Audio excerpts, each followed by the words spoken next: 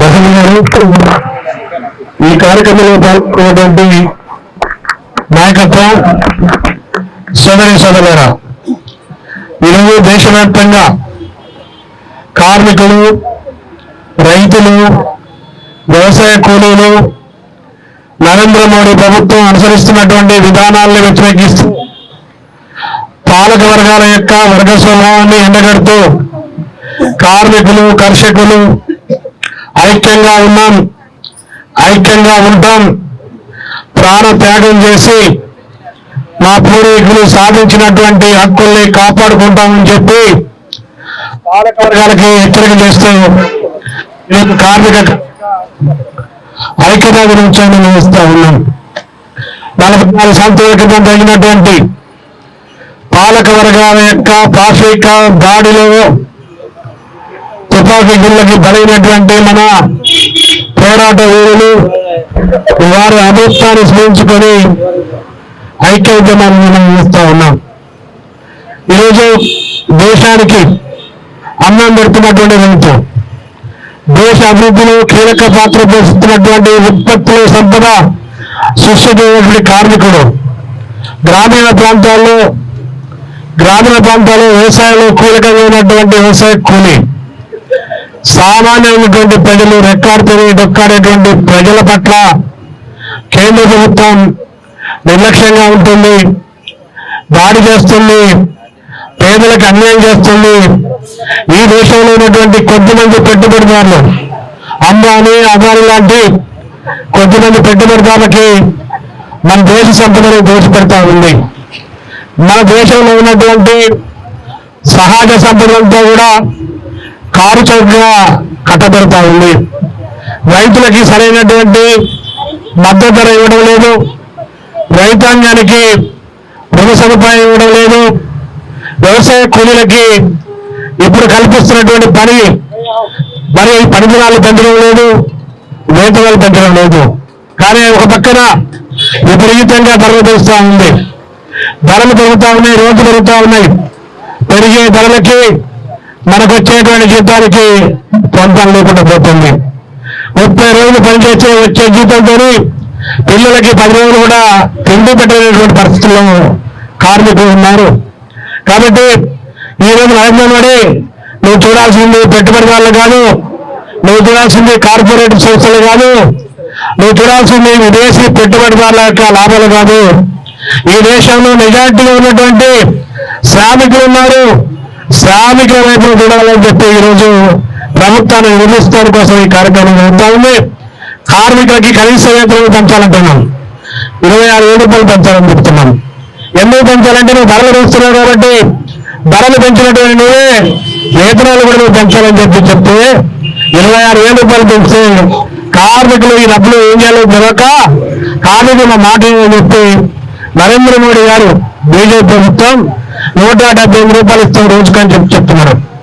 ఈ రోజు కూలి 600 ఉంది, ఆయనాటి దాన్ని తగ్గించి ఈరోజు 178 రూపాయలు ఇస్తాడట. ఎవరి కోసం నిర్ణయం చేస్తున్నావు? అంటే ఆ పెట్టుబడిదారుల లాభాల కోసం, నీ ఖజానాలో ఉన్న డబ్బులు కరగకుండా ఉండటం కోసం నువ్వు నిర్ణయం చేస్తా ఉన్నావు.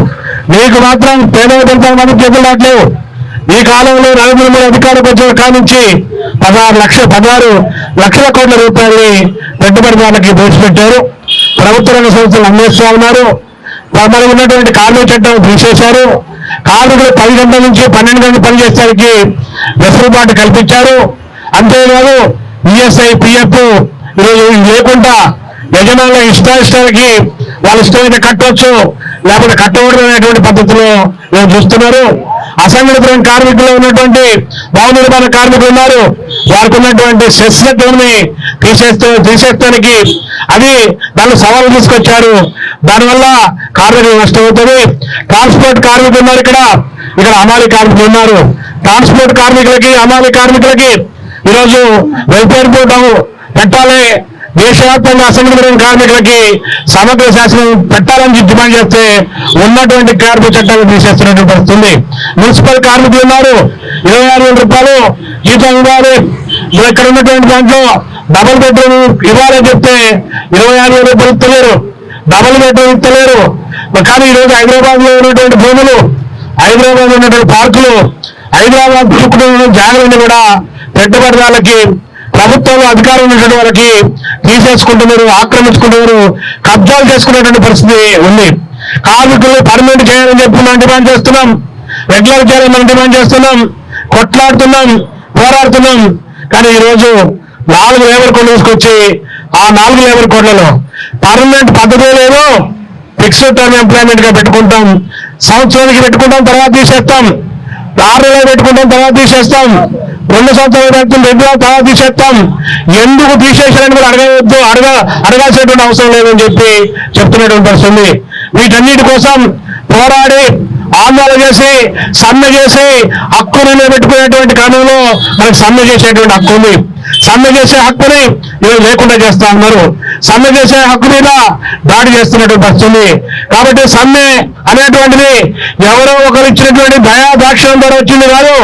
సమ్మె హక్కు కార్మికుడి యొక్క జన్మ హక్కు. అందుకోసమే సమ్మె హక్కు లేదని చెప్పి సుప్రీంకోర్టు తీర్పిచ్చిన, సమ్మెలు చేయొద్దని చెప్పి యజమానులు చెప్పినా, సమ్మెల మీద ఈ యొక్క ప్రభుత్వాలు నిబంధనలు ఇచ్చినా ఈ దేశంలో ఇప్పటి వరకు 23 సమ్మెలు నూతన ఆర్థిక విధానాలు వచ్చిన తర్వాత ఈ కాలంలో మన కార్మిక వర్గం చేసింది.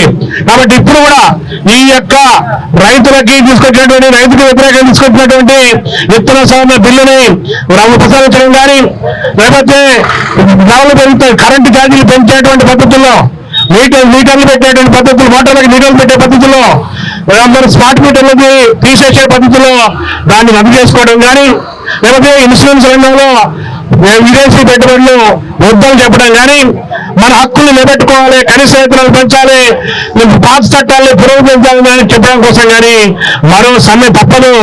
మరో సమ్మెకి ఈ దేశంలో ఉన్నటువంటి కార్మిక వర్గం సిద్ధమవుతుంది. ఈ సమ్మెకి రైతాంగం, వ్యవసాయ కార్మిక సంఘం అండగా ఉంది. ప్రజాతంత్రవాదులు ఈ సమ్మెకి బాధ్యతగా ఇవ్వబోతా ఉన్నారు. అందుకోసమే మన కోసం, మన జీవితాల కోసం, మన పిల్లల కోసం, మన భవిష్యత్ తరాల కోసం, ఈ పాలక వర్గాల యొక్క విధానాన్ని వెనకట్టడం కోసం ఫిబ్రవరి 12వ తారీఖున దేశవ్యాప్త సమ్మె జరగబోతుంది.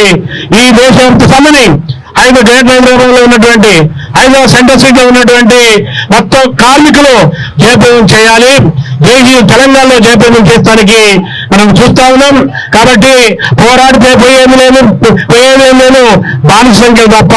పోరాడితే కలబడితే మన హక్కులు నిలబడతాయి, పోరాడకపోతే కలబడకపోతే మనం బానిసలుగా మారే పరిస్థితి. కాబట్టి బానిసత్వం నుంచి విముక్తి పొందాం, బానిస సంఖ్యను తెంపుకుందాం, భవిష్యత్తును వినియోగించుకోవడం కోసం ఫిబ్రవరి 12వ తారీఖు సమ్మె జయప్రదం చేద్దాం. ఆ సమ్మెలో మీరందరూ కూడా భాగస్వాములు కావాలి. రాబోయే రోజుల్లో కూడా గ్రామ స్థాయి నుంచి గ్రామంలో ఉన్నటువంటి రైతు, గ్రామంలో ఉన్నటువంటి వ్యవసాయ కూలి, గ్రామంలో ఉన్నటువంటి కార్మికులు ఐక్యమై జిల్లా నుంచి క్షేత్రస్థాయి నుంచి కార్మిక కర్షక ఐక్యతని, మైత్రిని మనం నిర్మిద్దాం. ఐక్యపడుకొని మన హక్కులు కాపాడుకుందామని చెప్పి నేను తెలియజేస్తూ